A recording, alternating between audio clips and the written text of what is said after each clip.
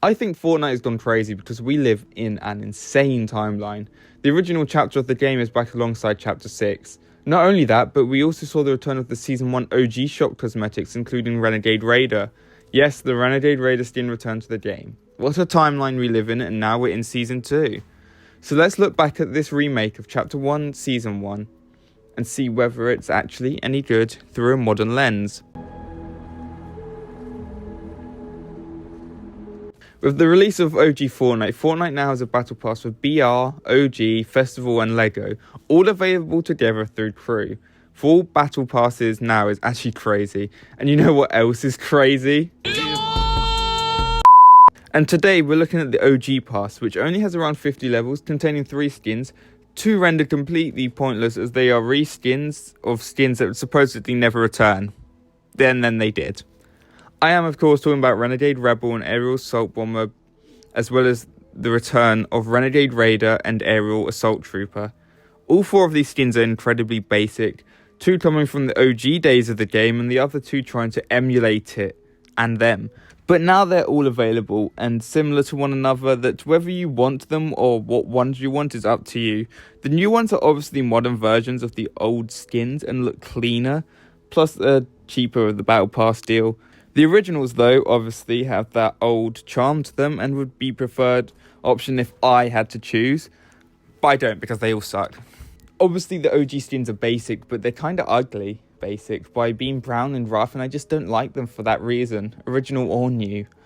The final skin is Skull Commander, which is essentially just an upgraded Skull Trooper skin, which is fine if that's what you're looking for, but the original skin releases every Halloween if you would rather have that instead. And that's the thing with these OG pass skins. They're going to be skins of the old passes but reskins, which is nice for those who don't have the originals, but for those who do and prefer the original look, it just renders all these battle passes pointless.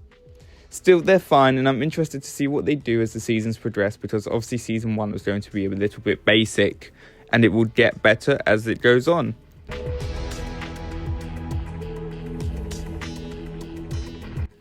Like the Battle Pass, everything else about the game is extremely simple. The map is simple, guns are simple, even the Victory Royale logo is back to its old simplistic look, which is actually the first time I've seen it because I never won back then, and that's nice at least.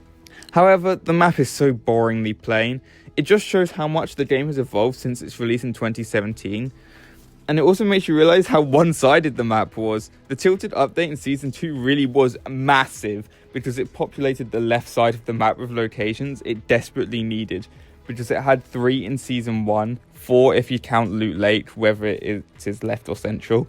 And the map suffers for it. It is really boring, but at least we know it just doesn't work for the skill level 7 years later. But it's the OG map, and still fun to hop on every now and again, and will obviously get better as it goes on. But the guns are simple, and that's a good thing, and I will always love these original guns for that reason. Pumps doing 200 plus damage again will always be welcome, as well as the return of Double Pump, because I was never good enough to use it back in 2018, and it's so fun to use. Just not as effective anymore because everyone builds now, but still fun. The double headshot damage on the guns like assault rifles is so nice to have back, and the old sounds are so satisfying. However, a few icons are wrong, such as the bolt sniper being correct for blue but not purple or orange, but they got so much authentically right that it feels good, and honestly that's all that matters, to be honest.